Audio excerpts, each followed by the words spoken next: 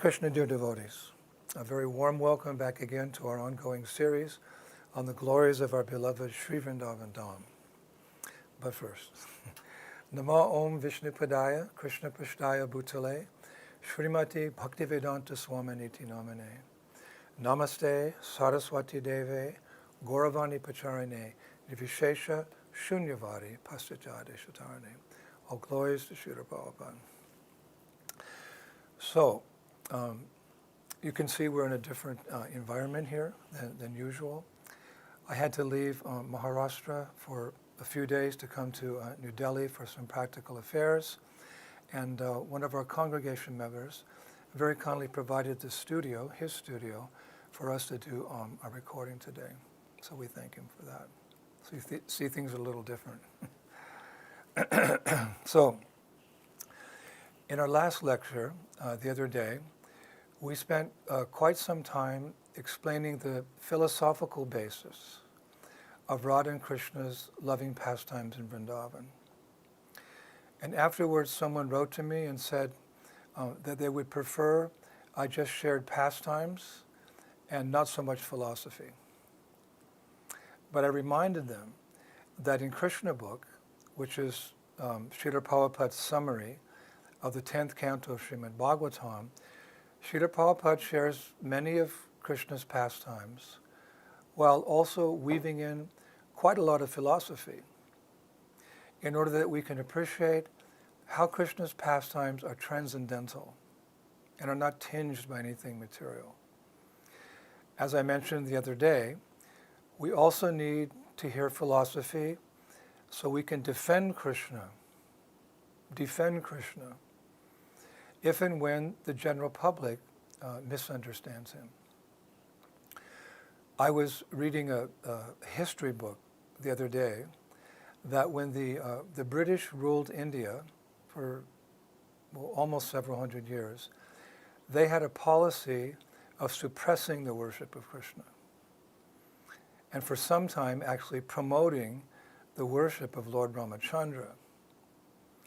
Because by promoting the worship of Lord Ram, they hope to get the trust of the people and then introduce them to Christianity. The British, they consider Krishna a liar, a thief, very immoral. He didn't fit into their understanding of religion or God. But Ramachandra, for them, was an ideal person and a perfect ruler as well.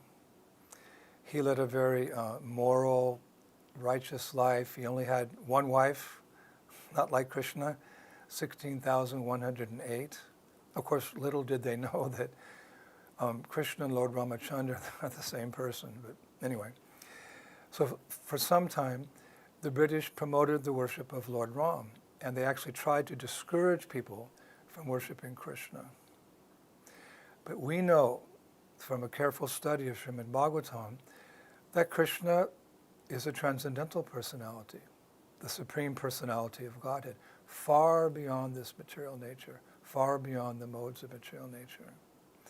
And his so-called lying or stealing are simply pastimes that cause no distress to anyone.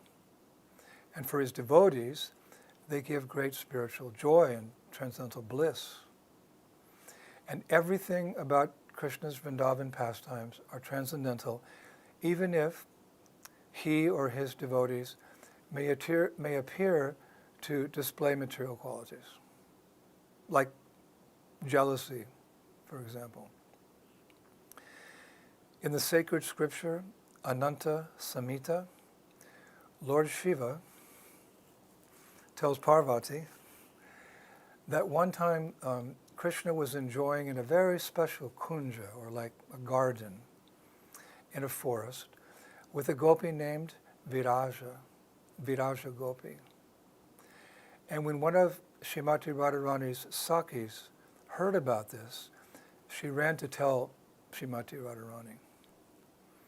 And the Ananta Samhita describes that when moon-faced, doe-eyed Sri Radha heard that news from her Sakhi, she became jealous and came running to the kunj. Now before she arrived, Krishna heard her coming, so he quickly disappeared. And the Gopi Viraja, she became a river, which encircled the entire circumference of Vrindavan.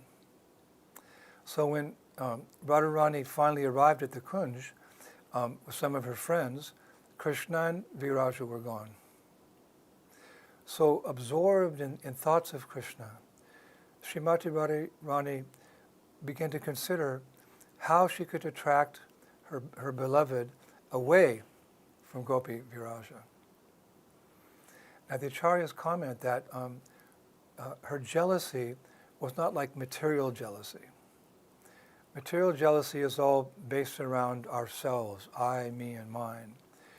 But Sri Radha's jealousy was about Krishna. And how so? Because she knew, being the principal gopi, that she was capable of pleasing Krishna more than anyone else. And therefore, in Krishna's interest, she hurried to the Kunja. This is how it's explained. Not for herself, but to make sure Krishna had the highest pleasure in her association.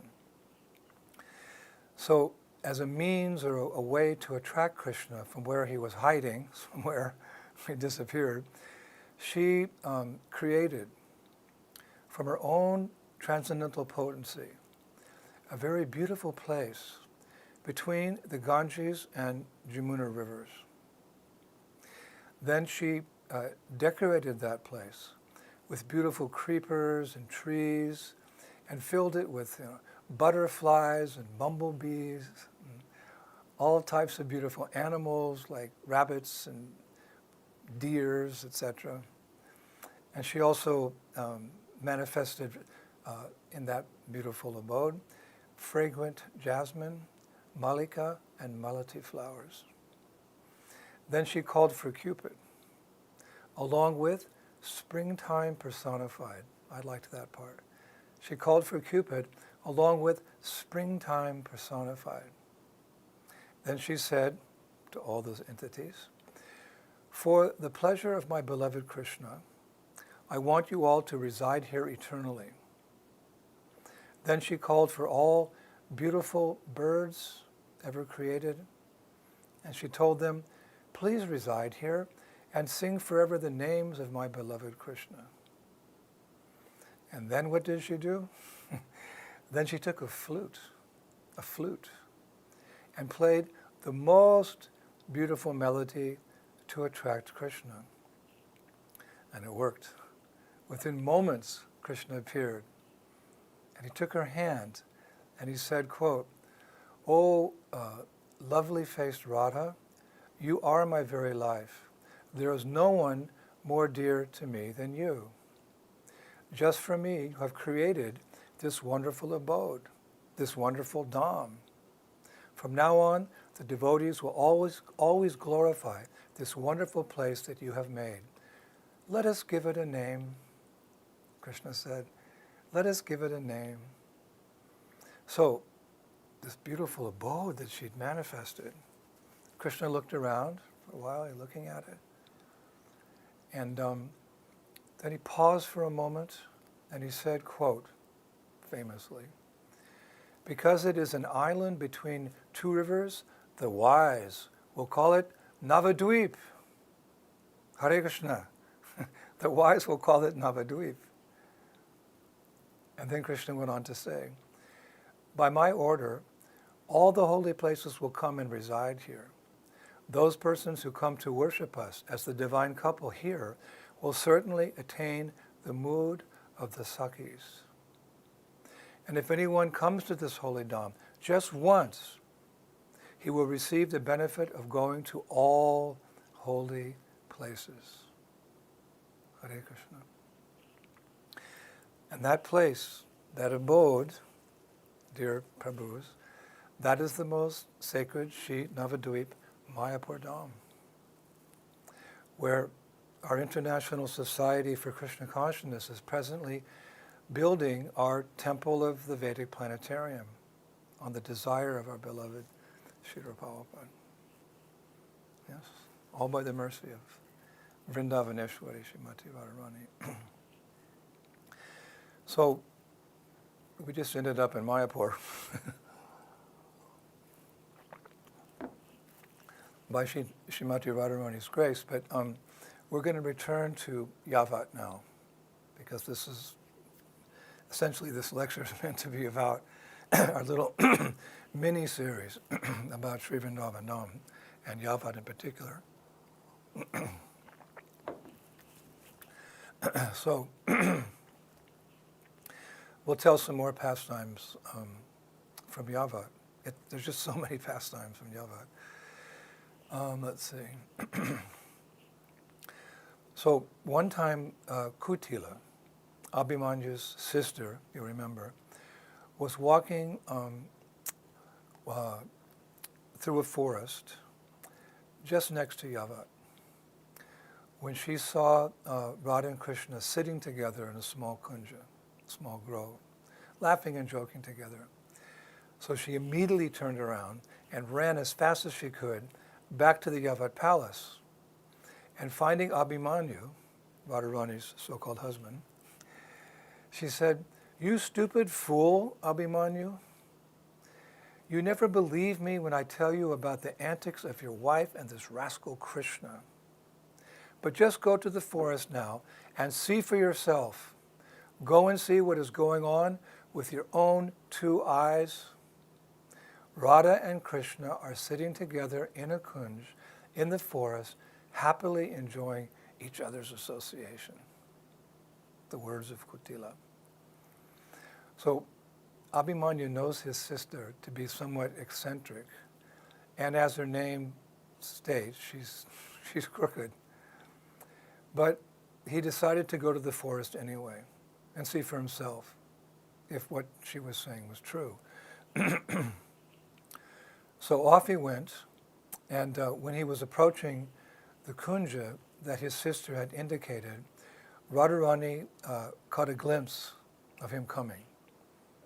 So she said to Krishna, "Krishna, Abhimanyu is coming. What should we do now?"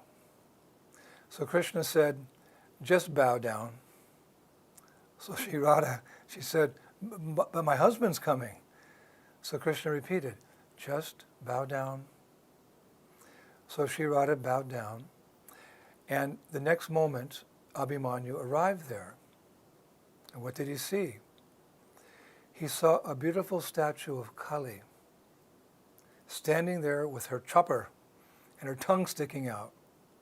And Radharani, very chastely and for the welfare of her husband, is described, was worshipping the goddess Kali.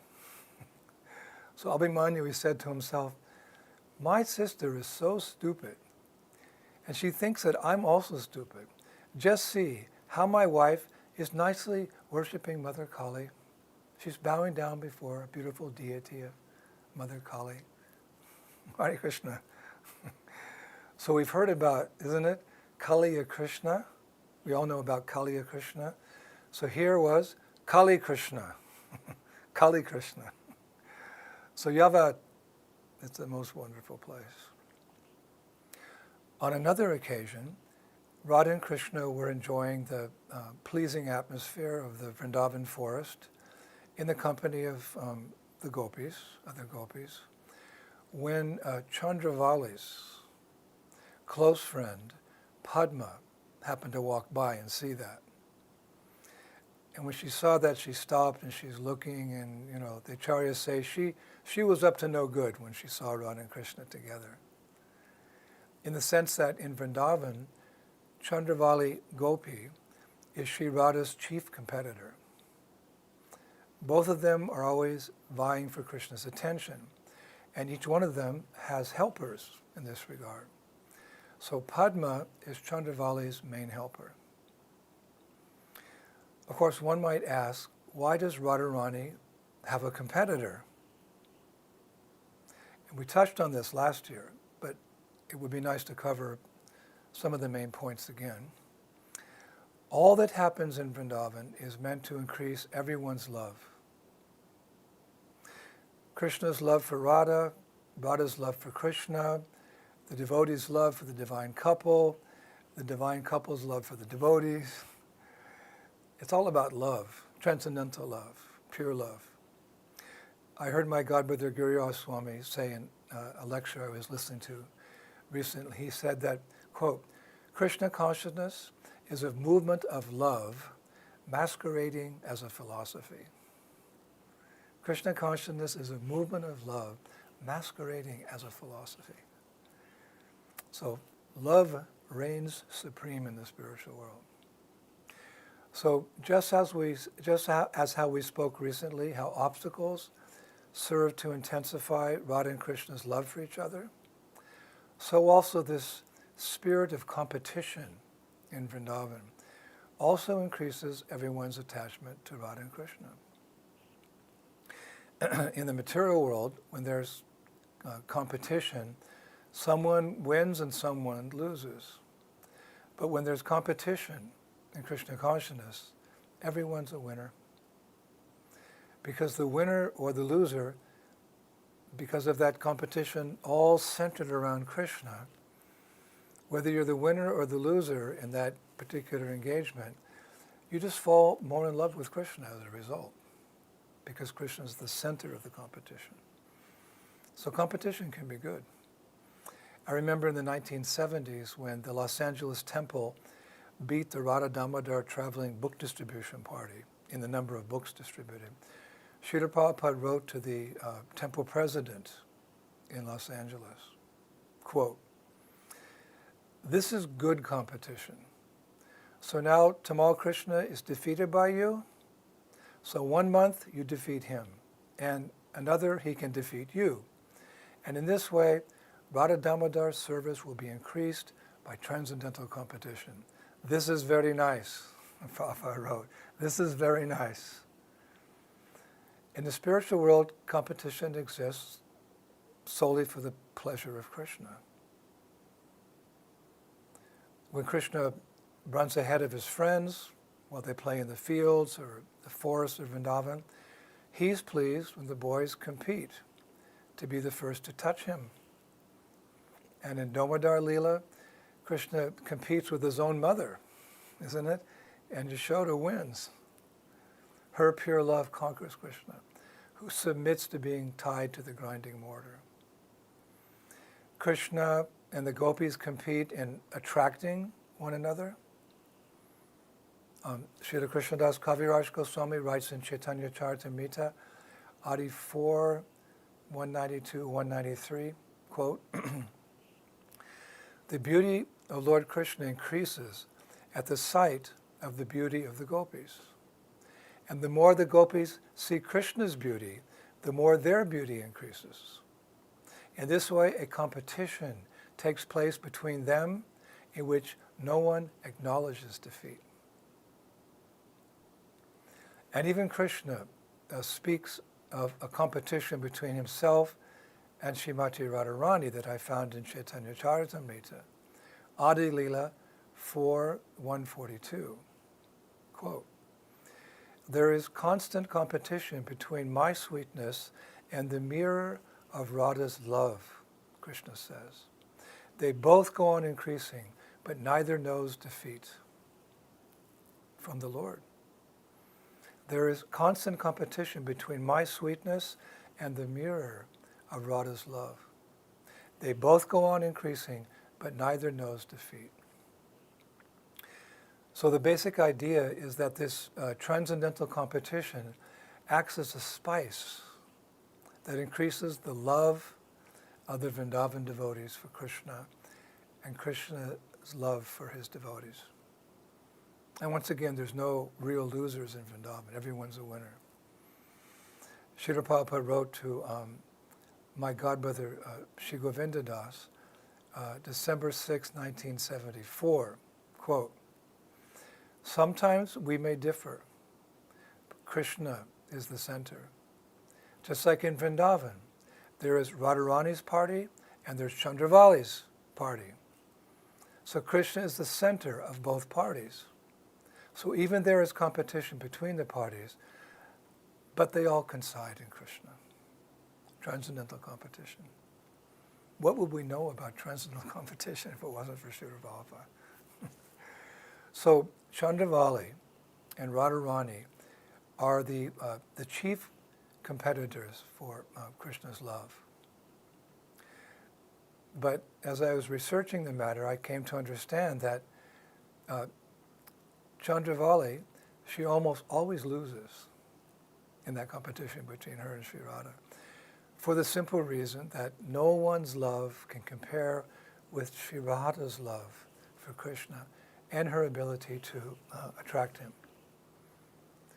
Chaitanya Charitamrita Madhya 8:98 says, Inhara Madhye Radhara Prema Saja Siromani Inhara Mahima Sarva Shastrete Vakani. Quote, among the loving affairs of the gopis, Ramananda Rai continued, Srimati Radharani's love for Sri Krishna is topmost. Indeed, the glories of Srimati Radharani are highly esteemed in all revealed scriptures. So Radharani is able to attract and control Krishna more than Chandravali. Why? We'll go a little deeper here. Because her mood is called Madhya Mayi Bhava. Her mood is called Madhya Mayi Bhava, which means in this mood, Radharani is thinking, Krishna is mine. And the Acharyas say that with that mood, she can order Krishna to do anything, and he will do it. Madhya Mayi Bhav, he'll do whatever she says. In other words, Srimati Radharani controls Krishna. But Chandravali's mood is a little different. It's called Tadhiya Bhava, or sometimes in Shastra it's called Dakshina. It's a submissive mood. In that mood she thinks, I am Krishna's. And submissive to Krishna, she does what Krishna desires. That's the difference between her and Radharani. So the connoisseurs of spiritual love, they say that Radharani's love is madhu sneha. It's more attractive to Krishna because it's like honey, madhu, sweet and familiar. Whereas Chandravali's love is grita sneha, like ghee, grita. And they're therefore cool and formal. So Radharani's love or mood, according to the connoisseurs of, rasa, is more powerful than Chandravali's. And in their fierce competition for Krishna's favor, Sri Radha always wins. Now, actually, as I was studying more about this, I've discovered that there are many competitive pastimes in Vrindavan, not only between Radha and Chandravali, but amongst other gopis as well. Even different groups of gopis, they compete for Krishna's favor. And there's different groups. One time Prabhupada said Krishna consciousness is very scientific. There's lots of details here. So different groups and different gopis with different moods. Actually, there's primarily 4 groups of gopis in Vrindavan. Number 1, Svapaksha, those belonging to Radharani's own group. There's Vipaksha, those gopis belonging to the group of Radharani's rivals. There's Tataksha Paksha, those gopis belonging to the group that is neutral towards Sri Radha. And Surit Paksha, those belonging to the group that is friendly to her. All breaks down like that. So they all love Krishna, and they all desire Krishna's attention. So there's rivalry and competition between them. However, and this is, to use a ISKCON phrase, this next part's simply wonderful. The Acharyas describe so sweetly that whenever Krishna disappears, like he does from the rasa dance, or even more so, when Krishna goes away to Mathura or to Dwarka, during those times, all the individual gopis in all the different groups and subgroups of gopis become one for Krishna. They become one for Krishna, as one Acharya puts it. And they give up their transcendental animosity. And they all console each other in their feelings of separation. Krishna's gone. The acharyas write that even Chandravali and Bhadra, who have very contrary moods towards Radharani, they come and pacify Srimati Radharani. And why so? Because her feelings of separation are the deepest and most painful. How do we understand that? Because she's most attached to Krishna. Therefore, her feelings of separation are very, very intense. She has the Mahabhav, the purest love. So these gopis, they're usually contrary, in competition sense, to Sri Radha. But when Krishna leaves, they're very sympathetic towards her because their separation mood is not as intense as hers. They say to her, quote, "O Radhika, you should not weep. Krishna will come back." And actually, Sri Radha herself speaks the same way to Chandravali. This we find in Rupa Goswami's Lalita Madhava 339, that after Krishna left for Mathura, Radha and her friends searched for him everywhere in Vrindavan, convinced that he was hiding somewhere. So Rupa Goswami describes that at Govardhan Hill, while they were searching at Govardhan Hill, Sri Radha caught sight of her own reflection in a pond, but she thought it was Chandravali. Because Radharani and Chandravali, they look very similar. Actually, in reality, they are cousins because their fathers are brothers. And you could say they're like identical twins. The only difference is that Sri Radha's eyes are dark blue and Chandravali's eyes are light blue. Just like Krishna and Balaram, together they're the Supreme Personality of Godhead. Of course, Balaram's the first expansion of Krishna, but Prabhupada said on several occasions the only difference between Krishna and Balaram is that Krishna's bluish black like a monsoon cloud and Balaram's like a white autumn cloud. So now you get a better understanding of Chandravali.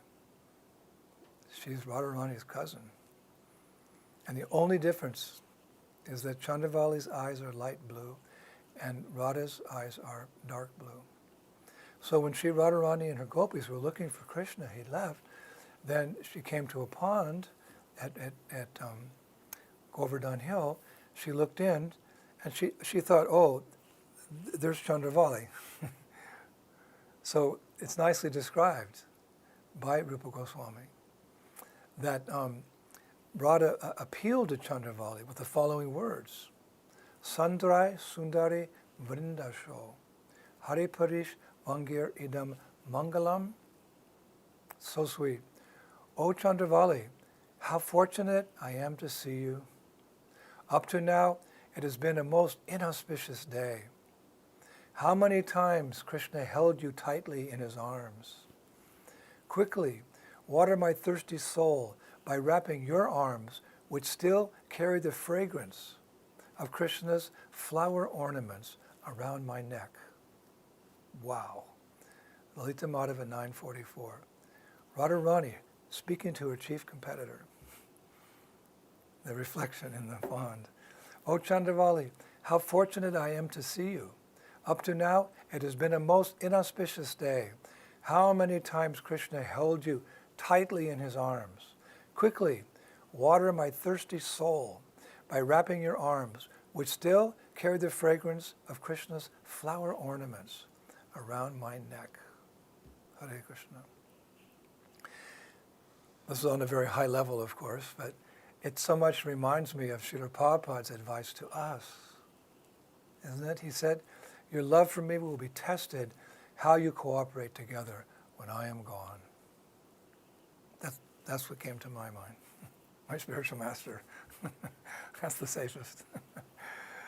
So in other words, Prabhupada was and is and forevermore will be training us to be true Brajabasis. So again, Radha and Krishna were enjoying that pleasing atmosphere in that Vrindavan forest in the company of their girlfriends when Chandravali's, we had to talk about Chandravali. Chandravali's close friend Padma happened to walk by. So Padma, loyal to Chandravali, thought to get Radharani in trouble. So she quickly went to Yavat. She quickly went to Yavat to tell Jatila what she had seen. And hearing this news from Padma, Jatila immediately made her way to find Radha and Krishna together. And when she arrived at where they were, the divine couple were caught off guard. This time there wasn't a chance to disappear, like in the previous pastime. Jatila came, she caught them red-handed, to use a common term. So caught off guard by Jatila, described Radha and Krishna froze in fear. And they just stared speechlessly at Jatila, who herself was horror-struck, standing a short distance away. Of course, Yogamaya has arranged all these pastimes, so for Namasi. So then just at that moment, Sri Radha's friend, Shamashaki, happened to pass by. So taking advantage of having another person there, half-blind Jatila decided to ask Shamashaki to be her witness in reporting Krishna to King Kamsa and locking Srimati Radharani up forever. Jatila was determined. I'll use Shamashaki as a witness, and we'll go to King Kamsa and we'll report what this rascal Krishna is doing. But Shamashaki was very clever. And taking in the scene, she actually came to Radharani's rescue by making up a story. For when Jatila asked her, Shama, I have faith in you. Tell me exactly what you see. It's very clear, isn't it? Radha and Krishna are here together. But Shamashaki, she replied very innocently, Mother Jatila, I see that Krishna is up to his tricks as usual. He has dressed Subala as a girl. And the two jokers are pretending that they are yakshas and yakshis who regularly come here to bathe and enjoy this forest. So knowing her eyesight to be bad, Jatila replied, Oh, yes, that's what I thought, Subal and Krishna. Oh, yes, that's what I thought, Subal and Krishna. And the acharyas describe, and with that, the angry old woman hobbled home. Yes, that's what I thought, Subal and Krishna. Hare Krishna. Shivanavadam ki. So much nectar. So let us conclude today, because I've come to Delhi to do a few things, so please excuse me. Let us finish today with a few passages just straight from the Bhagavatam, straight from Srimad Bhagavatam. Some very beautiful passages about our most beloved Sri Vrindavan, the very goal of our lives. And the more we hear about it, the more we hanker for Sri Vrindavan. Actually, my good fortune, having left Maharashtra for maybe a week or even two, for some things in Delhi, when I finished at the Delhi affairs, I'm going to Braj. Wow. And after studying so much about Vrindavan and trying my best to share with all of you Vrindavan, I'm really hankering to go there. I'm really looking forward to it. I don't know what's going to happen when I get there. Maybe I won't leave. Well, I have to go back to Maharashtra, but while I'm there, I bought my camera.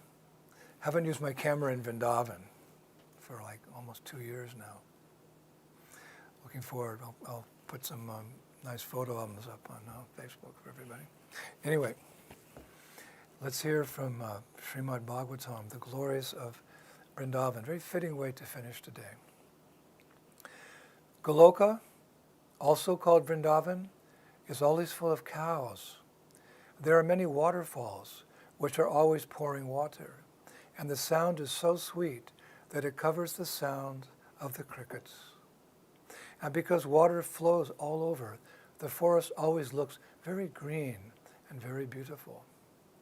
The inhabitants of Vrindavan are never disturbed by the scorching heat of the sun or high summer temperatures.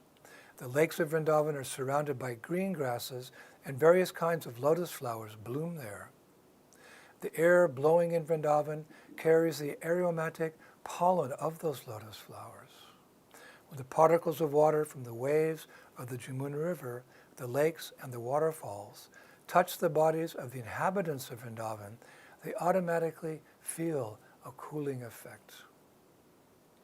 Vrindavan is such a nice place. Vrindavan is such a nice place. Flowers are always blooming, and there are even various kinds of decorated deer. Birds are chirping, peacocks are crowing and dancing, and bees are humming. The cuckoos there sing nicely in 5 kinds of tunes. Krishna, the reservoir of pleasure, blowing his flute, accompanied by his elder brother Balaram and the other cowherd boys and cows, enters the beautiful forest of Vrindavan to enjoy the atmosphere. They walk into the midst of newly grown leaves of trees whose flowers resemble peacock feathers. They are garlanded by those flowers and decorated with saffron chalk. Sometimes they are dancing and singing, and sometimes wrestling with one another. While Krishna dances, some of the cowherd boys sing and others play on flutes. Some bugle on buffalo horns or clap their hands, praising Krishna. Dear brother, you are dancing very nicely. We could go on for eternity, actually, but we'll stop there. Thank you, Prabhus, again for this privileged opportunity. And amidst my practical affairs here, I'll read some more, and I'll be back in a couple of days with more pastimes from Yavat. Actually, we've just begun to touch on Yavat, and what to speak of so many other places in Vrindavan. So we'll be doing this for a while. So thank you. See you soon. Shri Shri Gauranitai ki, Shri Shri Krishna Balaram ki, Shri Shri Radha Shyamasundar ki, Vrindavaneshwari Shrimati Radharani ki, Krishna Balaram ki, Srila Prabhupada ki, Shri Goku Vrindavan ki, Shri Goloka Vrindavan Dhama ki, Gaur Premanandi, Jai Jai Sisi Radhe, Shime, Shime, Shime, Shri Vrindavan Dhama ki, all glorious to Srila Prabhupada. Haribol.